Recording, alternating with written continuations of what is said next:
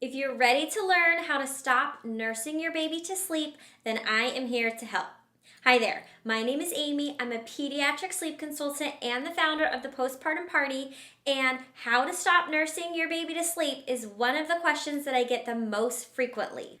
Today, I'm going to walk you through the process of how you can stop nursing your baby to sleep so that you can teach them independent sleep habits and have a little freedom for yourself and get more sleep for everyone.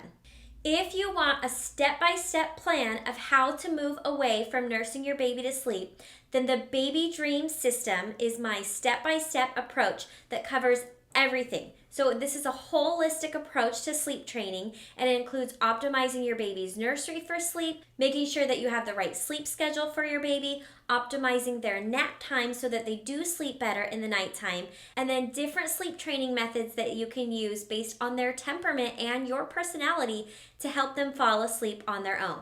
You'll also get access to our members-only community where you can ask questions and get help with your baby's specific situation. Go ahead and check that out in the description box below. There are a lot of elements that go into helping your baby sleep aside from just that initial put down. So we want to make sure that we have all the elements in place so that we set your baby up for the best success possible before not nursing them to sleep. So this is going to include following your baby's wake windows. I have an entire video of that to make sure that you're optimizing their sleep schedule and making sure that you're putting them down for sleep with the right amount of wake time.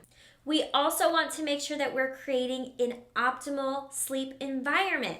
So this is going to include using white noise, using blackout curtains, and using a cool temperature for sleep. I'm going to link my favorite sound machine and blackout curtains in the description box below because setting up that optimal sleep environment will go a long way in helping your baby sleep better. If you want to move away from nursing your baby to sleep, I want you to start at nighttime.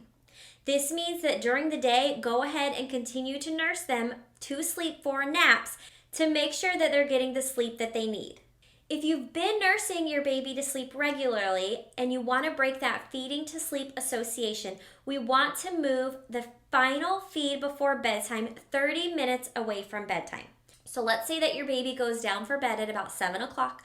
Go ahead and do your final feeding at about 6:30. Once your baby is done with that feeding, you're going to add your other elements from your bedtime routine in between the time from the feeding ending and your baby actually going into their crib for sleep. This can include reading 1 or 2 books to your baby, singing a song, changing your baby's diaper. You can do a quick snuggle, putting them in their pajamas and then their sleep sack, and then putting in their crib awake. Moving that feeding 30 minutes away from bedtime really helps to break that feeding to sleep association and will help your baby start to fall asleep on their own from an awake state. There's a couple different approaches that you can take if you want to stop nursing your baby to sleep. So the first thing that you can do is you can replace the nursing with a different sleep habit. So maybe instead of nursing your baby to sleep, you start rocking your baby to sleep. Eventually, you may also want to break that rocking to sleep habit, but this can make it so that you can move away from nursing your baby to sleep, but still help your baby fall asleep by rocking them to sleep instead. If you don't want to replace one sleep prop for another and you want to help your baby fall asleep in their crib or their bassinet, then you can offer crib side soothing for them. So this is doing that feed 30 minutes away from the bedtime, and then you put your baby in their crib, and then you can offer some crib side comfort. You can move up the steps of the soothing ladder, and I have a video about the soothing ladder and how you can offer your baby support while they remain in their crib. So you can go through those steps. It might be a little challenging for you and for baby because it's something new that they're getting used to, and it's a new way of them learning how to fall asleep. But it's also a gentle method where you're still able to be involved and have your presence with your baby to help them fall asleep by using other methods and offering that cribside comfort. Now, for some babies and parents, it's actually harder for them when you're offering that cribside comfort and they're not able to fall asleep. And this is where they may choose to do an out of the room or an interval sleep training technique to help their baby fall asleep without being cribside. It totally is going to depend on your baby's temperament and your personality.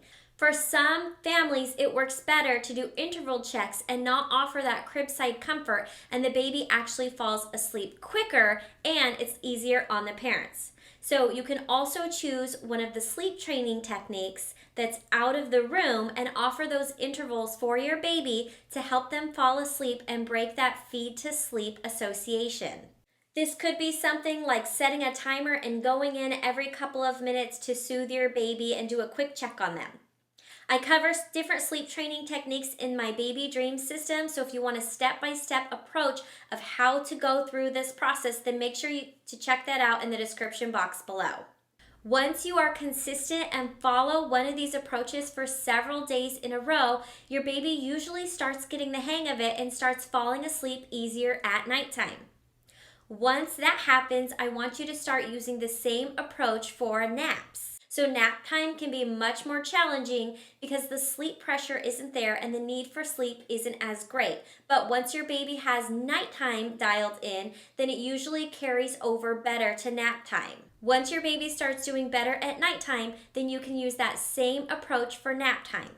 You'll also want to move your daytime feeds 30 minutes away from sleep to help break that feed to sleep association. And you can either replace the sleep prop of feeding to sleep, offer cribside comfort, or use your same sleep training technique for nap time that you did at nighttime. So once nights are going well, go ahead and follow the same approach for nap time. Naps can take up to 2 weeks to really solidify, and it can still be common for your baby to take short naps depending on their age. I have an entire video about short naps and if you're struggling with that, so make sure to check that out as well.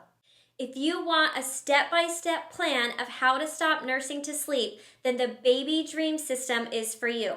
This is my holistic approach to getting your baby to sleep better, following the right wake windows, setting up your baby's sleep environment so that it's optimized for sleep, how to make sure you're optimizing their naps because that translates to better night sleep, and step-by-step sleep training techniques, how to respond to your baby, and a step-by-step plan for putting them down for bed without nursing them to sleep, and how to handle the middle of the night wake-ups. If you're interested in that, then go ahead and check out the Baby Dream system in the description box below.